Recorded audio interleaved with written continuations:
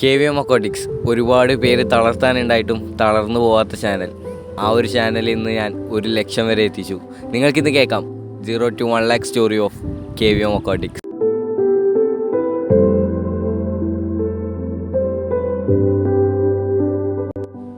എനിക്ക് നിങ്ങളോടൊരു കാര്യം പറയാനുണ്ട്. ഈ ഒരു വീഡിയോ എന്നെ ഇഷ്ടപ്പെടുന്നവർ മാത്രം ഒന്ന് സ്കിപ്പ് ചെയ്യാതെ കാണണം. ചിലപ്പോൾ ഈ ഒരു വീഡിയോയിൽ നിങ്ങളെല്ലാം ഇതിൽ ഇൻക്ലൂഡ് ആവാനുള്ള ചാൻസ് വളരെയധികം കൂടുതലാണ്. കാരണം എൻ്റെ ഈ വിജയത്തിന് പിന്നിൽ ഒരുപാട് പേരുടെ പ്രയത്നമുണ്ട്. അത് എടുത്തു പറയേണ്ടത് തന്നെയാണ്. എൻ്റെ ഫാമിലി ആയാലും നിങ്ങൾക്ക് അറിയുന്നുണ്ടാവും, ഒരു ഗപ്പി പ്രേമി അൻസിൽ, എൻ്റെ ഫാമിലി മെമ്പേഴ്സൊക്കെ എന്നെ ഒരുപാട് ഹെൽപ്പ് ചെയ്തിട്ടുണ്ട്. അപ്പോൾ അവരുടെയൊക്കെ ഒരു കഷ്ടപ്പാടിൻ്റെ ഫലം കൂടിയാണ് ഇന്ന് ഈ ഒരു KVM Aquatics എന്ന് പറയുന്ന യൂട്യൂബ് ചാനൽ, അല്ലെങ്കിൽ ഈ ഒരു KVM Aquatics എന്ന് പറയുന്ന ഫാം ഇന്ന് ഈ ഒരു നിലയിൽ എത്തിയിട്ടുള്ളത്. സോ എന്നെ ഇഷ്ടപ്പെടുന്നവർ ഈ ഒരു വീഡിയോ സ്കിപ്പ് ചെയ്യാതെ കാണണമെന്ന് എനിക്കൊരു അപേക്ഷയുണ്ട്. അപ്പോൾ നിങ്ങളെല്ലാവരും ഈ ഒരു വീഡിയോ സ്കിപ്പ് ചെയ്യാതെ കാണുമെന്ന പ്രതീക്ഷയുമുണ്ട്. അപ്പോൾ നമുക്കിനി നമ്മുടെ വീഡിയോയിലോട്ട് പോകാം. ആദ്യം ഏകദേശം പറയുകയാണെന്നുണ്ടെങ്കിൽ ഉണ്ടല്ലോ, ഞാൻ ഏകദേശം 2017 ഒരു മീൻ വളർത്തലൊക്കെ സ്റ്റാർട്ട് ചെയ്യുന്നത്.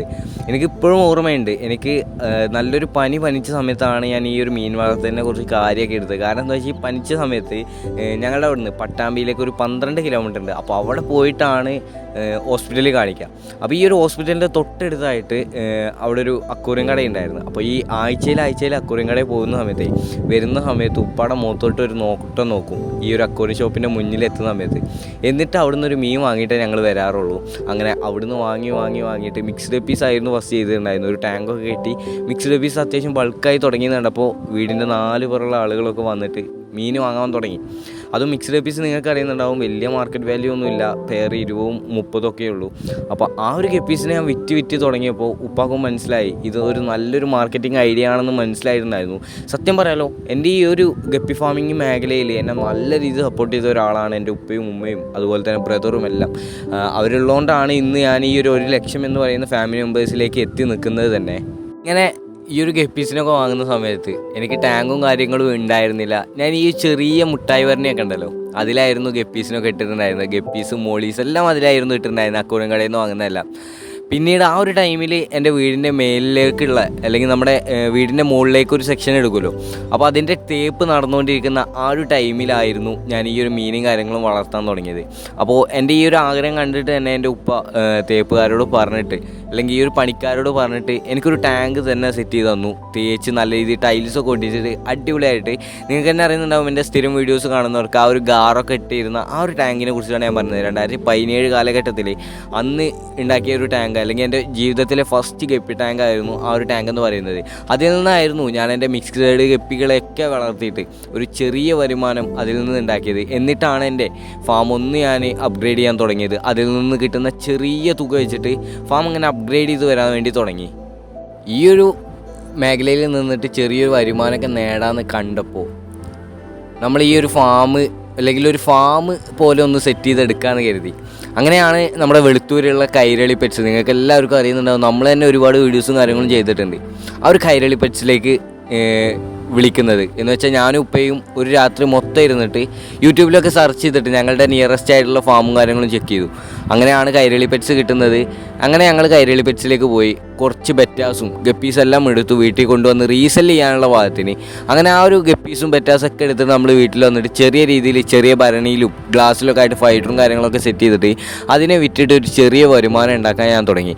എന്നിട്ട് എനിക്ക് തോന്നുന്നു എൻ്റെ ആദ്യ ഇൻവെസ്റ്റ്മെൻറ്റ് എന്ന് പറയുന്നത് അതായിരുന്നു. ഏകദേശം 5,000 രൂപയാണ് ഞാൻ ആദ്യം ഇൻവെസ്റ്റ് ചെയ്തിട്ട് ഉള്ളത്. അത് ബ്രീഡിങ്ങിനും കാര്യങ്ങൾക്കൊന്നല്ല, ഞാൻ ഈ പറഞ്ഞതുപോലെ തന്നെ റീസെല് ചെയ്യാൻ വേണ്ടിയിട്ട് കുറച്ച് പ്രൊഡക്ട്സ് എടുത്തു. എന്നിട്ട് അത് മെല്ലെ റീസെല് ചെയ്തിട്ട് അതിനൊരു ചെറിയ പ്രോഫിറ്റ് ഉണ്ടാക്കി. ഇതായിരുന്നു എൻ്റെ ഫസ്റ്റ് ബിസിനസ്സിൻ്റെ, അല്ലെങ്കിൽ എൻ്റെ ഒരു ഫസ്റ്റ് ബിസിനസ് മെത്തേഡ് എന്ന് പറയുന്നത്. ഇനി അടുത്തൊരു ഘട്ടം എന്ന് പറയുന്നത്, അല്ലെങ്കിൽ ഒരു ഫാമിൻ്റെ, അല്ലെങ്കിൽ ഒരു ഫാം ചെറുപ്പത്തിലൊക്കെ സെറ്റ് ചെയ്യുന്ന സമയത്തില്ലേ, നമ്മുടെയൊക്കെ മൈൻഡിൽ ഫസ്റ്റ് വരുന്ന ഒരു കാര്യമാണ് ഫ്രിഡ്ജ് ബോക്സ് എന്നുള്ള കാര്യം. ഒരു ഫാം ആവണമെന്നുണ്ടെങ്കിൽ ഫ്രിഡ്ജ് ബോക്സ് വേണം. അങ്ങനെയായിരുന്നു എൻ്റെ ഒരു മൈൻഡിൽ കേട്ടോ. സത്യം പറയുകയാണ്, ഗപ്പി ഫാമൊക്കെ സ്റ്റാർട്ട് ചെയ്യുന്ന സമയത്ത് എൻ്റെ മൈൻഡിലുണ്ടായിരുന്നു ഒരു ഫ്രിഡ്ജ് ബോക്സൊക്കെ വേണം, കുറച്ച് ഫ്രിഡ്ജ് ബോക്സൊക്കെ വേണം, എങ്കിലാണ് ആ ഒരു ഫാമിൻ്റെ ലുക്കൊക്കെ ഉള്ളൂ. അങ്ങനെ ഒരു മൈൻഡായിരുന്നു എനിക്ക് തോന്നുന്നു ഇപ്പോഴും പല ആളുകളുടെയും മനസ്സിൽ ഫ്രിഡ്ജ് ബോക്സ് ആണ് മെയിൻ എന്നുള്ള ആ ഒരു ചിന്ത വെച്ച് നടക്കുന്നവർ തന്നെ ആയിരിക്കാം. പക്ഷേ ആ ഒരു ടൈമിൽ എനിക്ക് ഫ്രിഡ്ജ് ബോക്സിനോട് അത്രയും കമ്പുള്ളതുകൊണ്ട് തന്നെ ഞാൻ നല്ല രീതിയിൽ വാശി പിടിച്ചിട്ടുണ്ടായിരുന്നു വീട്ടിൽ. അങ്ങനെ വാശി പിടിച്ചിരിക്കുന്ന സമയത്ത് എൻ്റെ വല്യമ്മയായിരുന്നു എൻ്റെ ഫസ്റ്റ് ഫ്രിഡ്ജ് ബോക്സിനുള്ള ഒരു എമൗണ്ട് എൻ്റെ കയ്യിലേക്ക് തരുന്നത്. വല്യമ്മ ഞാൻ ഈ കരയുന്നതൊക്കെ കണ്ടിട്ട് എൻ്റെ കയ്യിലേക്ക് ഒരു 500 രൂപ വെച്ച് തന്നിട്ട് എന്താ വെച്ചാൽ വാങ്ങിക്കോ കുട്ടിയെന്ന് പറഞ്ഞു. അങ്ങനെ ആ ഒരു ഫണ്ട് വെച്ചിട്ടായിരുന്നു ഞാൻ എൻ്റെ ജീവിതത്തിൽ ഫസ്റ്റ് ആയിട്ടുള്ളൊരു ഫ്രിഡ്ജ് ബോക്സ് വാങ്ങുന്നത്. ഇന്നും ഞാൻ മറക്കത്തില്ല. എന്തായാലും അങ്ങനെയായിരുന്നു എൻ്റെ ഫാമിലിയിലേക്കുള്ള ഫസ്റ്റ് ഫ്രിഡ്ജ് ബോക്സ് ഞാൻ കൊണ്ടുവന്നത്. പിന്നീട് അവിടെ നിന്ന് ഒരു ബ്രൂട്ട് സ്റ്റോക്കൊക്കെ സെറ്റ് ചെയ്ത് ആ ഒരു ടൈമിൽ എനിക്ക് തോന്നുന്നു എൻ്റെ 2 ചാനലിൽ, ഈ ഒരു സെയിം ചാനലിൽ ഞാൻ 2 വട്ടം പേര് മാറ്റിയിട്ട് ഞാൻ യൂസ് ചെയ്തിട്ടുണ്ടായിരുന്നു. ഈ ഒരു ടൈം ആയപ്പോഴേക്കും നിങ്ങൾക്ക് അറിയുന്നുണ്ടാകും കൊറോണ എന്ന് പറയുന്ന ആ ഒരു മഹാമാരി നമ്മുടെ നാട്ടിൽ വന്നു. നിങ്ങളിപ്പോൾ ഈ കണ്ടുകൊണ്ടിരിക്കുന്ന ഈ KVM Aquatics എന്ന് പറയുന്ന ഈ ഒരു 1 ലക്ഷം സബ്സ്ക്രൈബേഴ്സുള്ള ഈ ഒരു ചാനൽ ആ ഒരു കൊറോണ കാലത്ത് ഞാൻ തുടങ്ങിയത് കൊറോണ ടിപ്സ് എന്ന് പറഞ്ഞിട്ട് കൊറോണയെ കുറിച്ചിട്ടും അല്ലെങ്കിൽ ആ കൊറോണയിലെ നമ്മൾ ശ്രദ്ധിക്കേണ്ട കാര്യങ്ങളെ കുറിച്ചിട്ടൊക്കെ ഒരു വെറുതെ വീഡിയോ എന്ന് വെച്ചാൽ അന്ന് ചാനൽ പറഞ്ഞാൽ വലിയ കാര്യമാക്കി എടുത്തിരുന്ന ഒരു കാലമായിരുന്നു. അതുകൊണ്ട് തന്നെ പല ചാനൽ ഞാൻ തുടങ്ങിയിട്ടുണ്ടായിരുന്നു. അങ്ങനെ ആദ്യം തുടങ്ങിയൊരു ചാനലായിരുന്നു കൊറോണ ടിപ്സ് എന്ന് പറയുന്നത്. എന്നിട്ട് കൊറോണ പകുതി മുക്കാലായപ്പോൾ വിജയമില്ല, 1-2 വ്യൂസ് മാത്രം കിട്ടിയപ്പോൾ അതും ചടച്ച് അങ്ങനെ അടുത്ത ചാനൽ, ആ സെയിം ചാനൽ തന്നെ പേര് വീണ്ടും മാറ്റി അസ്ലൂസ് വേൾഡ് എന്ന് പറഞ്ഞിട്ട് ഞാനൊരു ചാനൽ തുടങ്ങി. നിങ്ങൾക്ക് അറിയുന്നുണ്ടാവും നമ്മുടെ അഫ്ലു ഉണ്ടല്ലോ, നമ്മുടെ കൂടുതൽ പുറത്തുള്ള കാര്യങ്ങളൊക്കെ നല്ല രീതിയിൽ നമുക്ക് വിവരിച്ച് തരുന്ന ആ ഒരു ചാനൽ പോലെ ആ ഒരു സെയിം ഡയലോഗ് കോപ്പി അടിച്ചിട്ട് തന്നെ ഞാനൊരു ചാനൽ തുടങ്ങി. അങ്ങനെ അതും റീച്ചില്ലാതായി. അങ്ങനെയാണ് ഞാൻ എൻ്റെ ഈ ഒരു പാഷൻ തന്നെ ചാനലാക്കി സെറ്റ് ചെയ്യാമെന്ന് കരുതിയത്. അങ്ങനെ ഫസ്റ്റ് വീഡിയോ ഞാൻ അപ്ലോഡ് ചെയ്തു. അവിടെ നിന്നാണ് എൻ്റെ കളിയാക്കലുകൾ സത്യം പറഞ്ഞാൽ കിട്ടി തുടങ്ങുന്നത്. ഫസ്റ്റ് വീഡിയോയിൽ തന്നെ ഞാൻ എൻ്റെ പൊട്ടത്തരം കൊണ്ട് തന്നെ വേണമെങ്കിൽ പറയാം. ആ ഫസ്റ്റ് വീഡിയോയിൽ തന്നെ ഞാൻ പറഞ്ഞു, എന്നോട് പല പേരും ചോദിച്ചു എന്തുകൊണ്ടാണ് മീനുകൾ ചത്തുപോകുന്നതെന്ന്.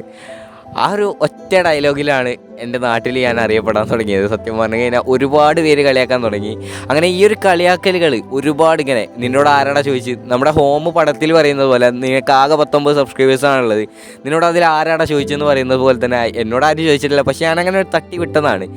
അങ്ങനെ പിന്നീട് ഈ ഒരു കളിയാക്കൽ എനിക്കൊന്ന് കൺട്രോൾ ചെയ്യണം തോന്നിയപ്പോൾ ഞാൻ തന്നെ അടുത്ത ബെഡായി ഈ ഒരു നാട്ടുകാരോട് പറഞ്ഞു, അല്ലെങ്കിൽ നാട്ടിലത്തെ ഒരാളോട് പറഞ്ഞ്, എടാ എനിക്ക് യൂട്യൂബിൽ നിന്ന് ഫണ്ട് വന്ന് നിങ്ങളൊക്കെ കളിയാക്കിക്കോ, 100 രൂപ അക്കൗണ്ടിൽ കയറി എന്നൊക്കെ പറഞ്ഞ്.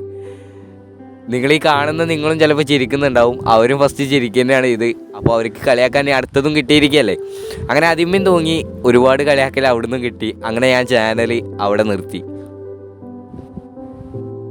അങ്ങനെ ആ ഒരു ചാനൽ നിർത്തി കുറച്ചൊന്നുമല്ല 2 വർഷത്തോളം ഞാൻ ചാനലൊന്നും ഇല്ലാതെ പിന്നെ ലൈഫ് നോർമലി പോകുന്നത് പോലെ തന്നെ പോയി. പക്ഷെ അവിടെയും ഞാൻ എൻ്റെ മീൻ വളർത്തലൊന്നും നിർത്തിയിട്ടില്ല. കാരണം അതൊരു പാഷനായിട്ട് അപ്പോൾ വളർത്തി അതിൻ്റെ ഭാഗത്ത് അങ്ങനെ പോയിരുന്നു. അങ്ങനെ എനിക്ക് പിന്നീടൊരു എൻ്റെ മൈൻഡിൽ വന്ന്, എന്തിനാണ് മറ്റുള്ളവർ കളിയാക്കുന്നത് നോക്കുന്നത്, ചിലപ്പോൾ എന്തെങ്കിലുമൊക്കെ വിജയിക്കപ്പെട്ട് കഴിഞ്ഞാൽ ഇവരൊക്കെ ചിലപ്പോൾ എനിക്ക് കൈയടിച്ച് തന്നേക്കാം. അങ്ങനെ വീണ്ടും ഞാൻ ആ ഒരു സെയിം ചാനലിൽ KVM Pets എന്ന് പറഞ്ഞിട്ട് ഞാൻ വീണ്ടും തുടങ്ങി.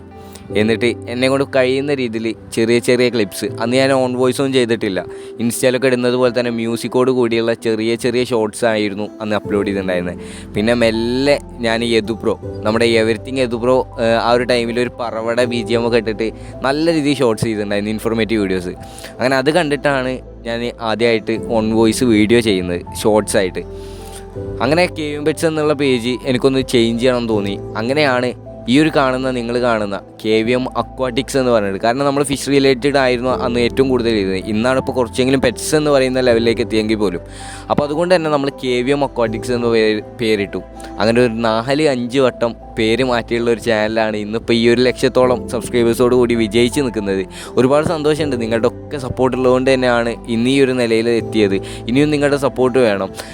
ഞാൻ പറഞ്ഞു വന്നത് എന്താണെന്ന് വെച്ച് കഴിഞ്ഞാൽ, നിങ്ങൾക്കൊക്കെ പല ഡ്രീംസും ഉണ്ടാവും. പക്ഷേ അത് അച്ചീവ് ചെയ്യുന്ന സമയത്ത് പല പേരുടെ കുത്തുവാക്കുകളും, അതോടൊപ്പം തന്നെ നമുക്ക് ചിലപ്പോൾ ഈ ഒരു അറ്റ്മോസ്ഫിയർ നമുക്ക് യോജിക്കുന്ന ലെവലിലായിരിക്കില്ല.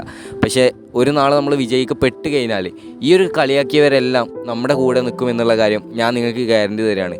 സോ നിങ്ങൾ നല്ല രീതിയിൽ ഹാർഡ് വർക്ക് ചെയ്യുക, നിങ്ങളുടെ ഡ്രീംസ് എല്ലാം അച്ചീവ് ചെയ്യുക. കണ്ടിന്യൂസ് ആയിട്ട് വീഡിയോസ് അപ്ലോഡ് ചെയ്യാൻ തുടങ്ങി. ഒരുപാട് വീഡിയോ, കുറച്ചൊന്നല്ല ഒരുപാട് വീഡിയോസ് ചെയ്യാൻ തുടങ്ങി.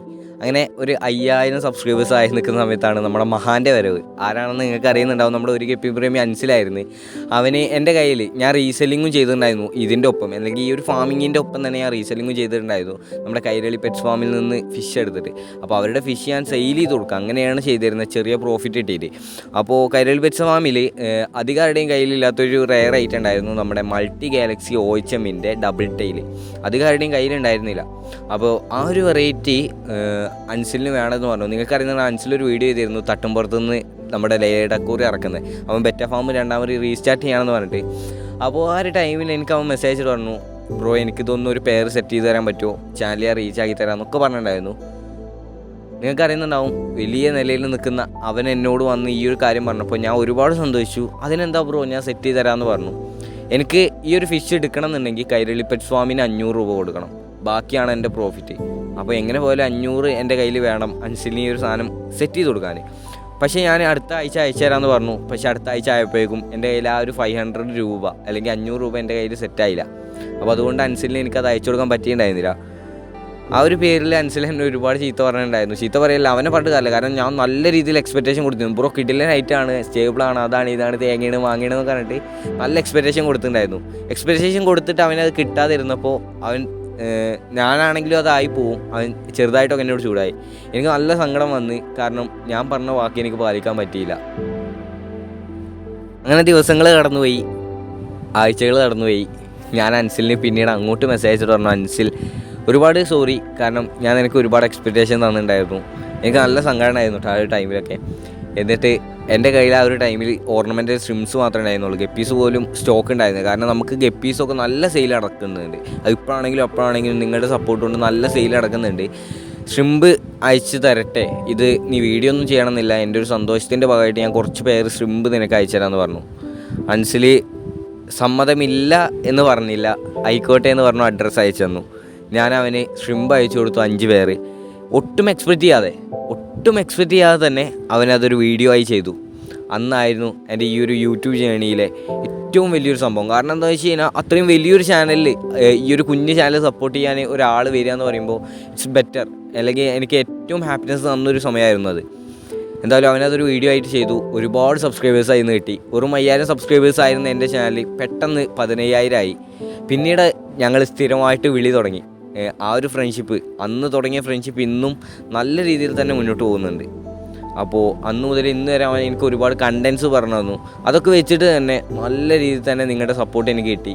നിങ്ങളുടെ മുന്നിലേക്ക് എനിക്ക് കുറേ എത്തിപ്പെടാൻ കഴിഞ്ഞു.